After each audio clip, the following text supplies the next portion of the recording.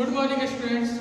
आज हम आव्यूह के बारे में कुछ जानकारियाँ प्राप्त करेंगे। तो सबसे पहले ये देखें कि आव्यूह होता क्या है। तो आव्यूह एक ऐसा निकाय है जिसमें संख्याओं को पंक्ति और स्तंभ के रूप में व्यवस्थित करके उसको आसानी से हल किया जाएगा। जैसे मान लीजिए कोई भी गणना है, कोई भी गणितीय गणना है, उसको अगर हमको हल करना है तो संख्याओं को हम पंक्ति और स्तंभ के रूप में रखेंगे और उसको हम आसानी से क्या करेंगे, हल कर सकते हैं। तो सबसे पहले हम देखेंगे आव्यूह के कोटि। सबसे पहले कोटि, जैसे पहले आव्यूह देखते हैं। जैसे आव्यूह मान लीजिए अगर हम कोई भी संख्या है, कोई भी संख्या को हम आयताकार सारणी के रूप में क्या करेंगे, व्यवस्थित करेंगे। यानी यहाँ पर क्या है, जैसे संख्या है 4, 5, 6, 7, 8, 9, ये संख्या को हम क्या किए हैं, एक आयताकार रूप में क्या किया गया है, व्यवस्थित किया गया है। इसी व्यवस्था को ही हम क्या कहेंगे, आव्यूह कहेंगे। जैसे इसी प्रकार किसी रूप से भी लिख सकते हैं 4, 6, 8, 9, 10, 12, जो भी लिख दें ये सब क्या है, आव्यूह है। तो सबसे पहले हम देखेंगे आव्यूह की कोटि। तो पहले तो देखें पंक्ति और स्तंभ। हम क्या करें हैं कि संख्याओं को हम पंक्ति और स्तंभ के रूप में व्यवस्थित करेंगे। तो पंक्ति क्या है और स्तंभ क्या है, सबसे पहले ये जाने। तो जो क्षैतिज लाइन है, इसको हम क्या कहेंगे, पंक्ति कहेंगे। जो क्षैतिज लाइन है उसको हम पंक्ति कहेंगे और जो ये ऊर्ध्वाधर लाइन है इसको हम क्या कहेंगे, स्तंभ कहेंगे। जैसे ये क्षैतिज लाइन, यानी ये हो गया, ये हो गया, ये हो गया, ये सब क्या है, पंक्ति है। और जो ऊर्ध्वाधर लाइन है इसको हम क्या कहेंगे, स्तंभ कहेंगे। तो आव्यूह की कोटि, पहला है क्या, आव्यूह की कोटि। कह देगा कि आव्यूह की कोटि बताइए। तो आव्यूह की कोटि होता है क्या, पंक्ति गुणे स्तंभ। आव्यूह की कोटि क्या होती है, पंक्ति गुणे स्तंभ, पंक्ति गुणे स्तंभ। ठीक है। अगर कोई आव्यूह दिया हुआ है, कह देगा कोटि बताइए, तो हम सबसे पहले आव्यूह की कोटि ज्ञात करने के लिए पंक्ति गुणे स्तंभ, यानी सबसे पहले हम पंक्तियों की संख्या को लिखेंगे, फिर उसके बाद स्तंभों की संख्या को लिखेंगे। जैसे मान लीजिए एक आव्यूह दिया हुआ है 2, 4, 2, 8, 9, 10, 12, 6, इस प्रकार दिया हुआ है। कह देगा आव्यूह की कोटि बताइए। तो अभी बताएं कि जो क्षैतिज लाइन है वो हमारा पंक्ति है और जो ऊर्ध्वाधर लाइन है वो हमारा क्या है, स्तंभ है। तो ये जो क्षैतिज लाइन है, जो ये क्षैतिज लाइन है, कितना क्षैतिज लाइन है, तो एक ये क्षैतिज लाइन है, एक ये क्षैतिज लाइन के रूप में संख्याओं को रखा गया है और एक ये क्षैतिज लाइन के रूप में संख्याओं को रखा गया है। यानी यहाँ पर तीन क्षैतिज लाइन के रूप में संख्याओं को रखा गया है। यानी पंक्ति की संख्या है कितनी, 3, और स्तंभों की संख्या कितनी है, तो एक ये ऊर्ध्वाधर लाइन और एक ये ऊर्ध्वाधर लाइन। यहाँ पर ऊर्ध्वाधर लाइन की संख्या है 2। यानी यहाँ पे जब आव्यूह की कोटि तो होगा क्या, पंक्ति गुणे स्तंभ। हमेशा ही पंक्ति गुणे स्तंभ ही होगा, स्तंभ गुणे पंक्ति कभी भी नहीं होगा।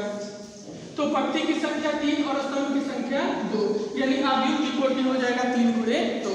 इसी प्रकार का अवयवों की संख्या, या तो हम सारे अवयवों को क्या करें, कैलकुलेट कर ले, या जो ये कोटि आएगा इसी का हम आपस में क्या कर दे, पूरा कर दे।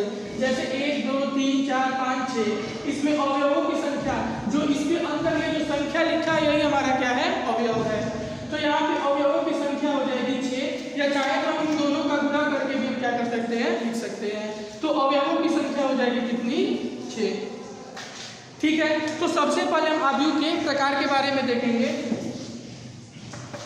तो आव्यूह के बहुत सारे प्रकार हैं। जैसे पहला है क्या, क्षैतिज आव्यूह। पहला जो है वो क्या है हमारा, क्षैतिज आव्यूह। तो सबसे पहले देखेंगे कि क्षैतिज आव्यूह क्या होता है। ठीक है। क्षैतिज आव्यूह वह आव्यूह जिसमें क्षैतिज, यानी ये जो है हमारा क्या है, क्षैतिज लाइन है, और क्षैतिज के रूप में क्या होता है, पंक्ति होता है, और ऊर्ध्वाधर यानी सीधा सीधा। ठीक है। ये हमारा क्या होगा, ठीक है, इस रूप में हम स्तंभ। जो क्षैतिज होगा वो हमारा क्या होगा, पंक्ति होगा, और जो ऊर्ध्वाधर होगा वो क्या होगा, हमारा स्तंभ होगा। तो क्षैतिज आव्यूह, क्षैतिज यानी पंक्ति। तो यहाँ पे जो जिस आव्यूह में पंक्तियों की संख्या क्या होगी, अधिक होगी, जिस आव्यूह में पंक्तियों की संख्या अधिक होगी उसको हम क्या कहेंगे, क्षैतिज आव्यूह। और जिसमें स्तंभों की संख्या अधिक होगी, जिसमें स्तंभों की संख्या अधिक होगी उसको हम क्या कहेंगे स्तंभाव्यूह। जैसे यहाँ पर क्षैतिज अवयव में देखते हैं 4, 6, 8, 9, 10, 11, 7, 8, 9 कुछ भी लिख सकते हैं। अब यहाँ पर देखेंगे तो इसको ले लेते हैं, यहाँ पर लेते हैं और एक संख्या बढ़ा दें, ठीक है। ये हमारा अवयव दिया हुआ है। अब ये देखते हैं इसमें पंक्ति की संख्या कितनी है और स्तंभ की संख्या कितनी है। तो यहाँ पर पंक्ति की संख्या है 1, 2, 3, 4। पंक्ति की संख्या है 4 और स्तंभ की संख्या कितनी है तो 1, 2, 3। पंक्ति की संख्या कितनी है तो 4 पंक्ति की संख्या है और स्तंभ की संख्या कितनी है तो स्तंभ की संख्या दिया हुआ केवल 3। तो पंक्ति अधिक है कि स्तंभ, तो यहाँ पर पंक्तियों की संख्या अधिक है और जब पंक्तियों की संख्या अधिक रहेगी तो उसको हम क्या कहेंगे क्षैतिज अवयव कहेंगे। जिस अवयव में पंक्तियों की संख्या स्तंभों की संख्या से अधिक होगा उसको हम क्या कहेंगे क्षैतिज अवयव कहेंगे। इसी प्रकार जिस अवयव में स्तंभों की संख्या पंक्तियों की संख्या से अधिक होगा उसको हम क्या कहेंगे ऊर्ध्वाधर अवयव कहेंगे। ये हमारा क्षैतिज अवयव। इसी प्रकार एक होगा क्या हमारा ऊर्ध्वाधर अवयव, ऊर्ध्वाधर अवयव। तो ऊर्ध्वाधर अवयव में क्या होगा स्तंभों की संख्या जो होगी वो हमारे पंक्तियों की संख्या से अधिक होगी। जैसे यहाँ पर दिया हुआ है कितना 4, 6, 8, 9। इसी प्रकार यहाँ पर दिया हुआ है 7, 9, 8, 7, 4, 3 इस प्रकार से दिया हुआ है। अब इसमें देखते हैं क्या है तो यहाँ पे पंक्तियों की संख्या कितनी है तो पंक्तियों की संख्या केवल 2। यहाँ पर पंक्तियों की संख्या कितनी है केवल 2 है और स्तंभों की संख्या कितनी तो स्तंभों की संख्या दिया हुआ है 4। यहाँ पर स्तंभों की संख्या पंक्तियों की संख्या से क्या है अधिक है। तो जब स्तंभ की संख्या अधिक होगा तो ऊर्ध्वाधर अवयव और जिसमें पंक्ति की संख्या अधिक होगा उसको हम क्या कहेंगे क्षैतिज अवयव कहेंगे। एक होता है वर्ग अवयव। तो वर्ग अवयव क्या है वर्ग अवयव। वर्ग अवयव क्या है तो जिसमें पंक्ति और स्तंभ दोनों की संख्या बराबर हो, जिसमें पंक्ति और स्तंभ दोनों की संख्या क्या हो बराबर हो यानी उसका कोटि बराबर हो, ठीक है। पंक्ति और स्तंभ की संख्या बराबर होगा तो हम उसको क्या कहेंगे वर्ग अवयव कहेंगे। जैसे यहाँ पर देखते हैं यहाँ पे 4, 6, 8, 9, ठीक है। अब इसमें देखिए 2 पंक्ति है तो 2 ही क्या है स्तंभ है। पंक्ति और स्तंभ दोनों की संख्या बराबर है यानी ये हमारा क्या हो जाएगा वर्ग अवयव हो जाएगा। इसी प्रकार अगर 3 कोटि में देखें 4, 9, 7, 8, 4, 3, 2, 5, 7 इस प्रकार के लिए दिया हुआ है।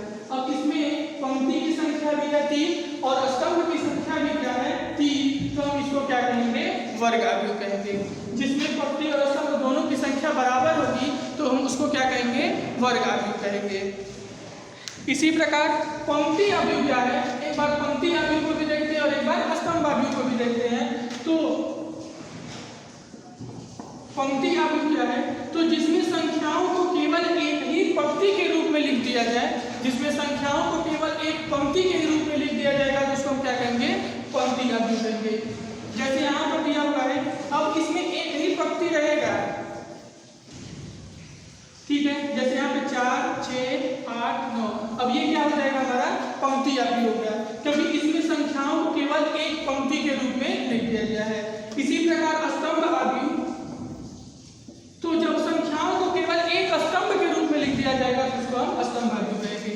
जैसे यहाँ पर 4, 8, 7, 3 अब यहाँ पर स्तंभों की संख्या केवल 1 है तो हम इसको क्या कहेंगे स्तंभ अवयव कहेंगे। इसी प्रकार शून्य अवयव तो शून्य अवयव क्या है जिसमें सारे अवयव एक ऐसा अवयव जिसमें सारे अवयव क्या हो शून्य हो तो हम उसको क्या कहेंगे शून्य अवयव कहेंगे।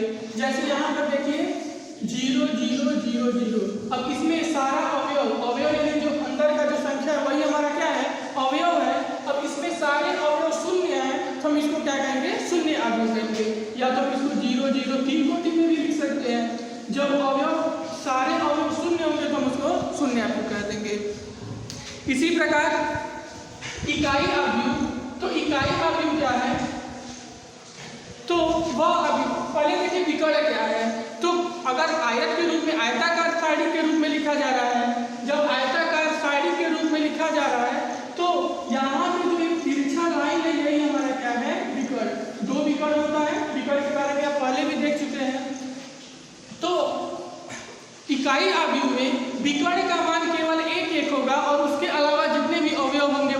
होंगे, शून्य होंगे।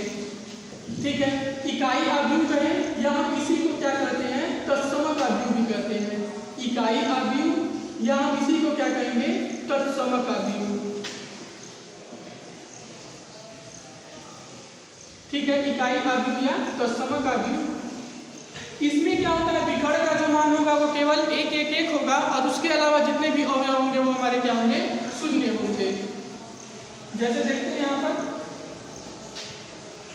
जैसे विकर्ण जो है वो हमारा क्या होगा, एक एक एक होगा और जितने भी अवयव होंगे वो हमारे क्या होंगे, शून्य होंगे। ठीक है, जो विकर्ण है वो हमारा एक एक एक होगा और उसके अलावा जितना भी अवयव होगा वो हमारा क्या होगा, शून्य होगा। तो जो विकर्ण का मान जब एक रहेगा और उसके अलावा जितने भी अवयव शून्य रहेंगे तो हम इसी को इकाई अवयव या तत्समक अवयव करेंगे और इसी को हम आई से दिखाएंगे। ठीक है, इकाई अवयव या तत्समक अवयव को हम किसे लिखेंगे, तो आई से लिखेंगे। इसी प्रकार आगे है विकर्ण अवयव। विकर्ण अवयव में क्या है, अब विकर्ण अवयव में ये जो विकर्ण है ये कोई भी संख्या हो सकता है और उसके अलावा जितने भी अवयव होंगे वो क्या होंगे, हमारे शून्य होंगे। विकर्ण अवयव, विकर्ण अवयव में क्या होगा, विकर्ण अवयव में जो विकर्ण है वो कोई भी संख्या हो सकता है, जैसे 3, 4, 6 और इसके अलावा जितना भी अवयव हो वो हमारा क्या हो, शून्य रहेगा। हम इसी को क्या कहेंगे, विकर्ण अवयव। विकर्ण जो होगा वो अलग संख्या होगा और उसके अलावा जब जो भी अवयव है वो अगर हमारे शून्य होंगे तो हम इसको क्या कहेंगे, विकर्ण अवयव कहेंगे। इसी प्रकार अदिश अवयव, तो अदिश अवयव में जो विकर्ण होगा वो समान संख्या होगा। ठीक है, अगर अदिश अवयव क्या है, तो अगर हमारा जो विकर्ण है वो कोई, ठीक है, वो समान संख्या रहेगा तो उसको हम क्या कहेंगे, अदिश अवयव। जैसे यहाँ पे 2, 2, 2।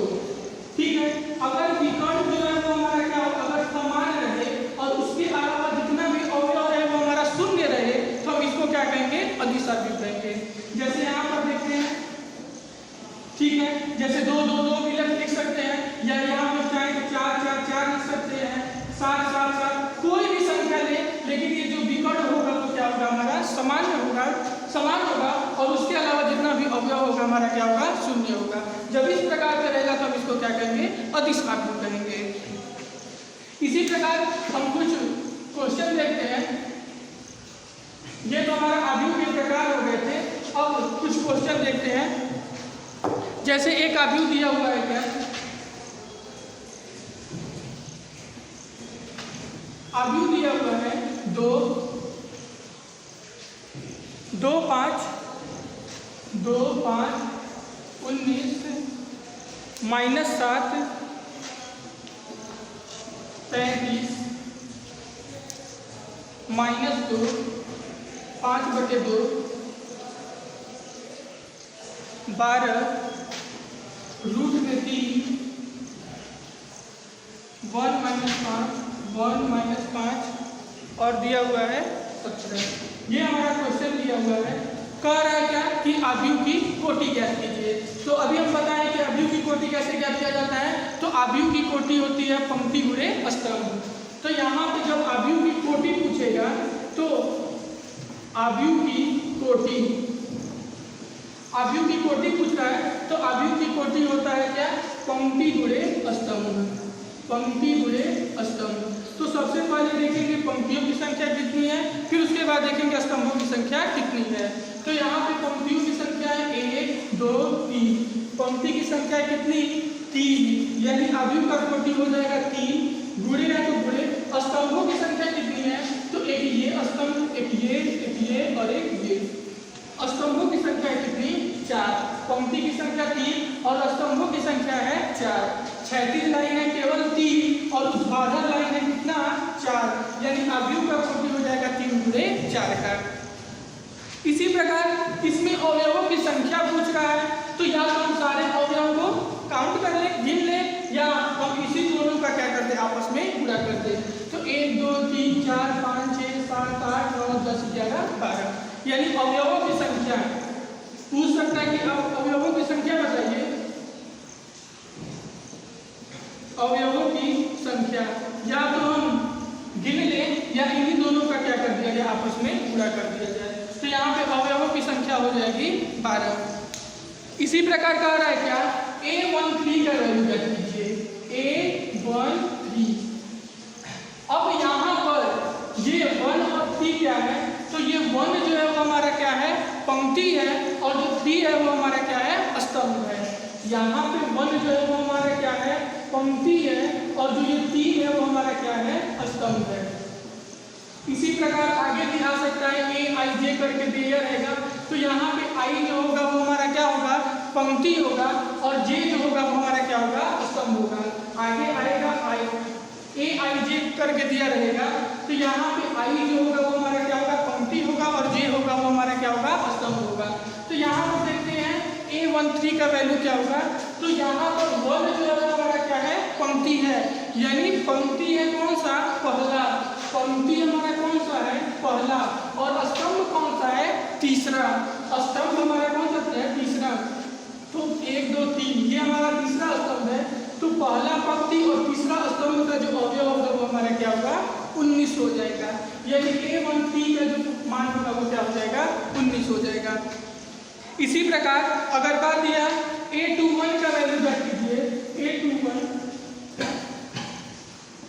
तो यहाँ पे 2 जो है हमारा क्या पक्ति है, और 1 जो है वो क्या है, स्तंभ है। तो यहाँ पे अब पक्ति कौन सा है, दूसरा पक्ति, पक्ति है दूसरा, और स्तंभ कौन सा है, पहला। पक्ति दूसरा, स्तंभ पहला। जब A21 का मान लिखेंगे तो इसका मान आ जाएगा कितना, 35। A21 का जो मान होगा वो कितना हो जाएगा, 35। इसी प्रकार का A33 का मान निकालिए, तो A33 यानी पक्ति भी है तीसरा, और स्तंभ भी है क्या है, तीसरा। तो यहाँ पे पक्ति हमारा तीसरा और स्तंभ भी जब तीसरा देखेंगे तो इसका मान आ जाएगा कितना, -5। यानी A33 का जो मान होगा वो कितना आएगा, -5। इसी प्रकार आगे कुछ उदाहरण देखते हैं।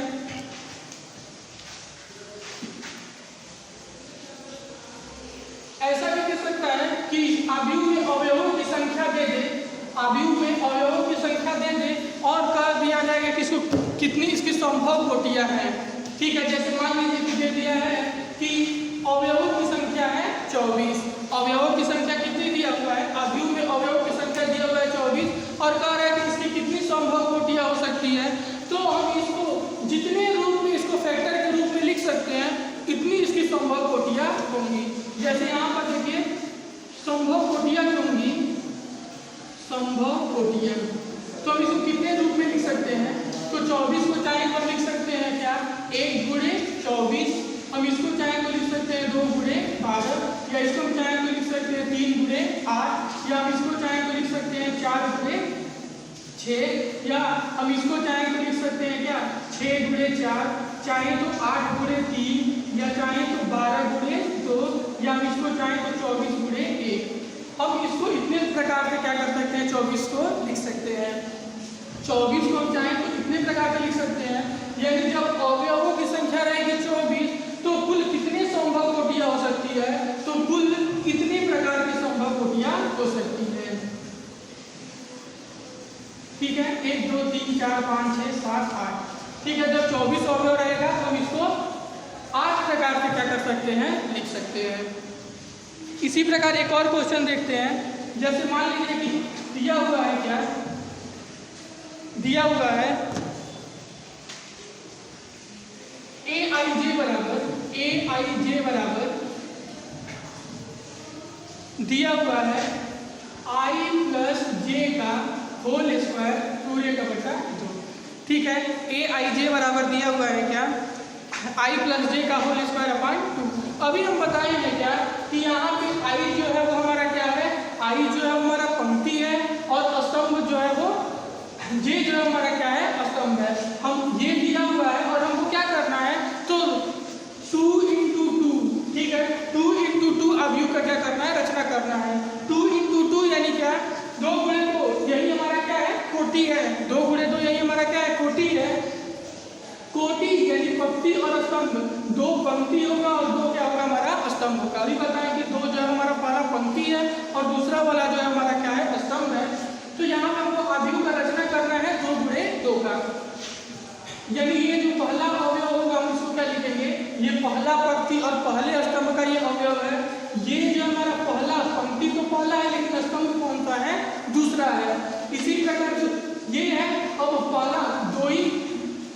पंक्ति की संख्या कितनी होगी और स्तंभ की भी संख्या 2 होगी, पंक्ति और स्तंभ दोनों की संख्या 2 होगी। तो यहाँ पे पहला पंक्ति हो गया और 2 स्तंभ था, इसीलिए केवल 2 ही लाइन रहेगा। इसी प्रकार हम देखेंगे स्तंभों की संख्या। ठीक है, दूसरे पंक्ति में आएंगे तो पंक्ति जो है वो हमारा दूसरा है, लेकिन स्तंभ कौन सा है, पहला है। इसी प्रकार अब पंक्ति जो है वो दूसरा है और स्तंभ भी कौन सा है, दूसरा है।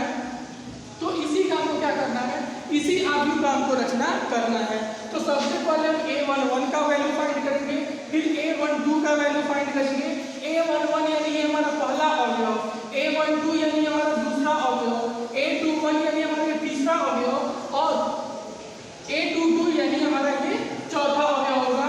और क्वेश्चन लिखा है 2 गुणे 2 कोटि की आव्यूह की रचना कीजिए। 2 गुणे 2 यानी अवयवों की संख्या केवल 4 होगी। तो यहाँ भी अवयवों की संख्या कितनी है, केवल 4 है। तो यहाँ पर aij का मान ज्ञात करना था, तो सबसे पहले हम a11 का वैल्यू निकालेंगे।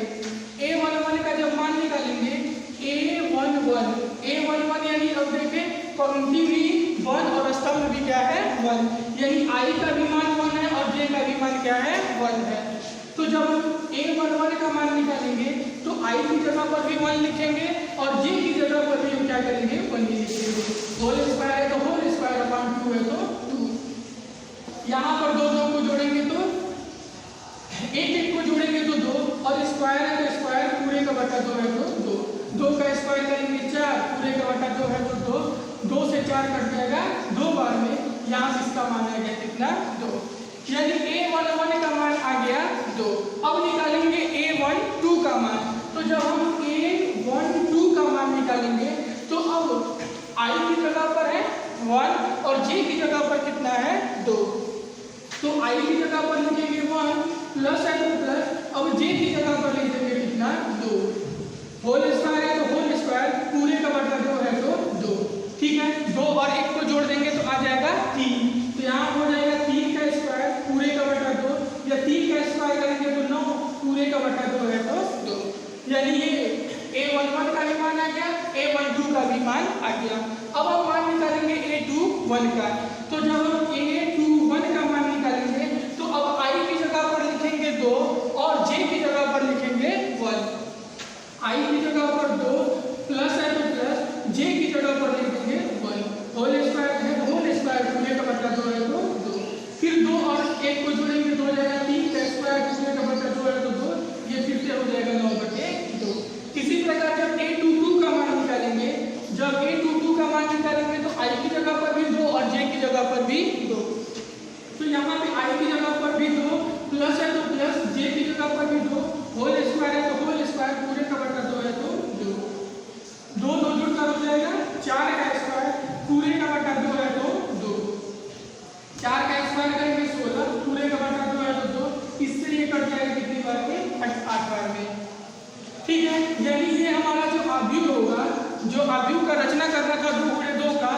ठीक है, जब इस आव्यूह को लेकर चलेंगे तो a11 की जगह पर कितना लिखेंगे, a11 का मान आया है 2। ठीक है, a11 की जगह पर रखेंगे 2, a12 का मान कितना आया है तो 9/2, यानी यहाँ पे हो जाएगा 9/2। a21 का मान कितना आया है तो a21 का भी मान आया है 9/2, यानी इसका भी मान हो जाएगा 9/2। इसी प्रकार a22 का जब मान निकालेंगे तो इसका मान आ जाएगा कितना, 8। ये हमारा क्या हो जाएगा, आव्यूह हो जाएगा, ये हमारा आंसर हो जाएगा। इसी प्रकार और एक क्वेश्चन देखते हैं।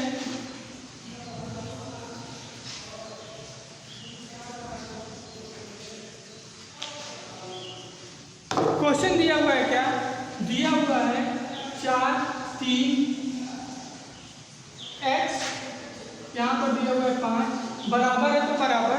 इसी प्रकार y z 1 5, इस प्रकार से ये दिया हुआ है। अगर दो आव्यूह दिया रहे, एक बराबर के इधर दाएं पक्ष में और दूसरा जो है वो बाएं पक्ष में जब रहेगा, ठीक है, बराबर के एक इस साइड रहेगा, दूसरा दूसरे साइड रहेगा, तो यहाँ पे सारे अवयव एक दूसरे के क्या होंगे, बराबर होंगे। पहला अवयव पहले के बराबर होगा, दूसरा वाला दूसरे के बराबर होगा, तीसरा वाला तीसरे के बराबर होगा, चौथा वाला चौथे के बराबर होगा। तो ये आव्यूह दिया हुआ है और कह रहा है x y z का मान निकालिए। तो पहला अवयव पहले के बराबर है यानी जो y का मान है वो कितना हो जाएगा 4 हो जाएगा। जब तुलना किया जाएगा तो y का मान आ जाएगा कितना 4, y का मान आ जाएगा 4। इसी प्रकार इस z का जो मान होगा, अब ये z वाला मान किसके बराबर होगा, ठीक है, ये दूसरा अवयव, ठीक है, पहले पंक्ति का जो दूसरा अवयव होगा इसके भी पहले पंक्ति और दूसरे अवयव के बराबर होगा, यानी z का मान हो जाएगा कितना 3। जब तुलना किया जाएगा तो y का मान 4 के बराबर, z का मान 3 के बराबर, ठीक है, x का मान हो जाएगा किसके बराबर 1 के बराबर, और यहाँ पे 5 है तो यहाँ पर भी 5 है। सारे अवयव एक दूसरे के क्या होंगे बराबर होंगे, ठीक है। तो x y z का मान ये हमारा आ जाएगा। इसी प्रकार एक और क्वेश्चन देखते हैं।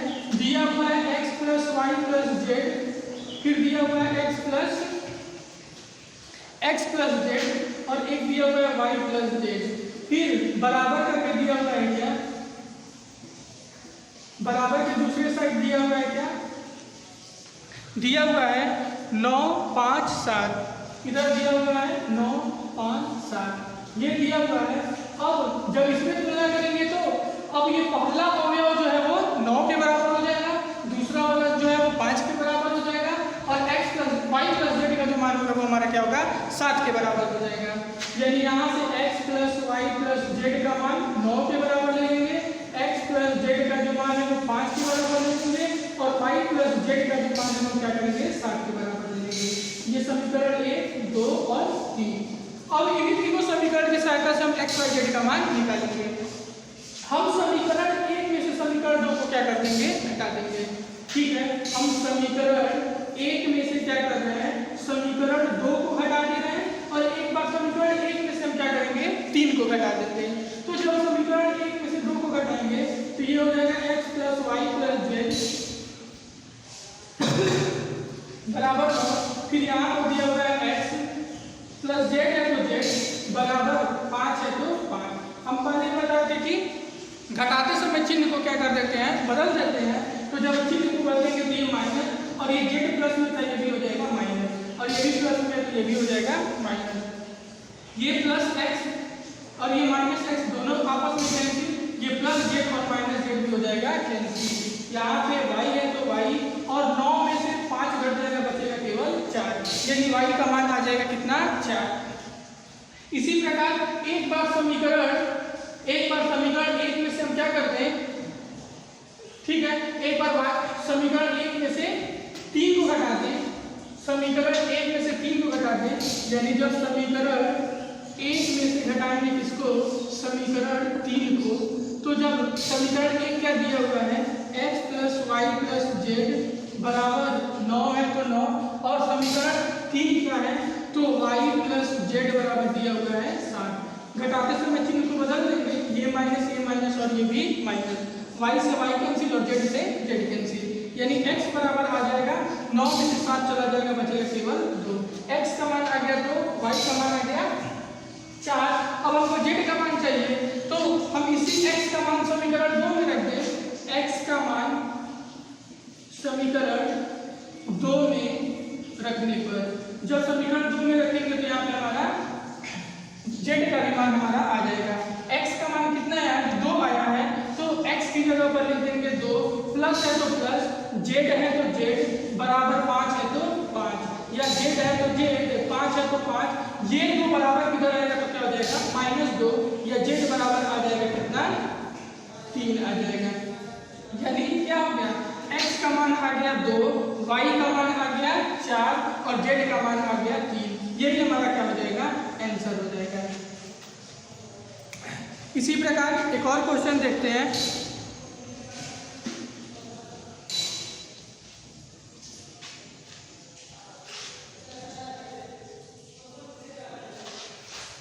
क्वेश्चन दिया हुआ है क्या, दिया हुआ है a माइनस बी, आगे दिया हुआ है 2a प्लस सी, 2a प्लस सी, आगे दिया हुआ है 2a minus B, 2a minus B, और 3c plus D, 3c plus D बराबर दिया हुआ है -1 5 0, और यहाँ पर दिया हुआ है 13, ये दिया हुआ है, और हमसे कह रहा है कि ABCD का मान निकालिए। ठीक है, हमको क्या करना है ABCD का मान निकालना है। तो अभी बताएं कि पहला वाला पहले के बराबर लेंगे, दूसरा वाला दूसरे के, तीसरा वाला तीसरे के और चौथा वाला चौथे के बराबर लेंगे।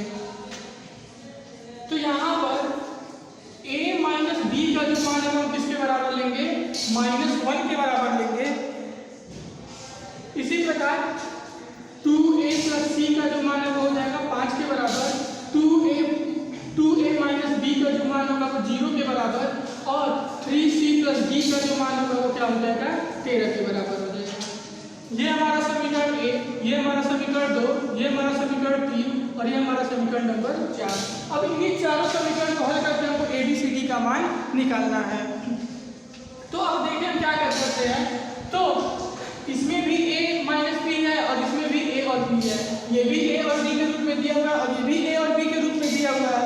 और अगर यहाँ पर b दोनों में बराबर है, हम इन दोनों को हल करेंगे 1 और 3 को लेकर चले, और दोनों में b जो है वो समान चिन्ह के साथ है। अगर हम इन दोनों को आपस में घटा देंगे तो b से b कैंसिल हो जाएगा और a का मान हमारा निकल जाएगा। यानी हम क्या करें, समीकरण 1 में से समीकरण 3 को क्या कर दें? घटा दें। ये भी a और b के रूप में दिया हुआ है, ये भी a और b के रूप में दिया हुआ है। अगर समीकरण 1 में से 3 को घटाएंगे तो b से b कैंसिल हो जाएगा और a का मान हमारा आसानी से निकल जाएगा। तो समीकरण 1 में से घटाएगा समीकरण 3 को, तो a माइनस b बराबर -1 और 3 में क्या दिया हुआ है? 2a माइनस b बराबर 0। घटाते समय चिन्ह को क्या कर देंगे? बदल देंगे। ये माइनस b और ये प्लस b दोनों आपस में हो जाएगा कैंसिल। यहाँ पर a है और यहाँ पर -2a, ये दोनों आपस में घट जाएगा तो बचेगा केवल -3। 2a में से a घट गया है -a, और यहाँ पर -1 था तो -1। इस माइनस से माइनस क्या हो जाएगा? कैंसिल हो जाएगा। केवल a बराबर आ जाएगा कितना? 1। a का मान आ गया 1। इसी a का मान जब हम समीकरण 1 में रख देंगे तो हमारा b का मान निकल जाएगा। a का मान, ठीक है, समीकरण 1 या 3 किसी में भी रख दें तो a का मान समीकरण 1 में रखने पर, जब समीकरण 1 में रखेंगे तो यहाँ पे a की जगह पर लिखे हैं 1, माइनस है तो माइनस, b है तो b बराबर, -1 है तो -1, या -b है तो -b, -1 है तो -1। ये 1 बराबर के इधर आएगा तो क्या हो जाएगा? -1। ये प्लस का बराबर किधर आएगा तो क्या है? माइनस हो गया है। या -b बराबर -1 जुड़ कर हो जाएगा -2। इस माइनस से माइनस कैंसिल, b बराबर आ जाएगा 2। इसी प्रकार क्या करें, अगर इसी a का मान अगर समीकरण 2 में रख दें, a का मान समीकरण 2 में रख देंगे तो हमारा c का मान निकल जाएगा। a का मान समीकरण 2 में रखने पर, ठीक है, ये a और c के रूप में दिया हुआ है, a का मान रख देंगे तो यहाँ से हमारा c का मान निकल जाएगा। तो 2 है तो 2, a की जगह पर लिख दिए कितना? 1 प्लस c है तो c बराबर 5 है तो 5, या 2 में 1 का गुणा होगा तो 2 ही रहेगा, प्लस c है तो c बराबर 5 है तो 5, या c बराबर 5, ये 2 इधर आएगा तो हो जाएगा -2, या c बराबर आ जाएगा 3। इसी प्रकार अगर हम c का मान समीकरण 4 में रख देंगे तो हमारा d का मान निकल जाएगा। ठीक है, c का मान समीकरण 4 में रखने पर, जब समीकरण 4 में c का मान रखेंगे तो 3 है तो 3, c की जगह पर लिख दिए हैं 3, प्लस है तो प्लस, d है तो d बराबर 13 है तो यहाँ पर 13, 3 का गुणा करेंगे 9 प्लस d है तो d बराबर 13 है तो 13, या d बराबर 13, ये 9 बराबर किधर जाएगा तो -9, या d बराबर 13 में से 4 चला जाएगा, 13 में से 9 जाएगा 4, यानी हमारा a का मान आएगा 1, b का मान आएगा 2, c का मान आएगा 3 और d का मान आएगा 4। यही हमारा क्या हो जाएगा? ABCD का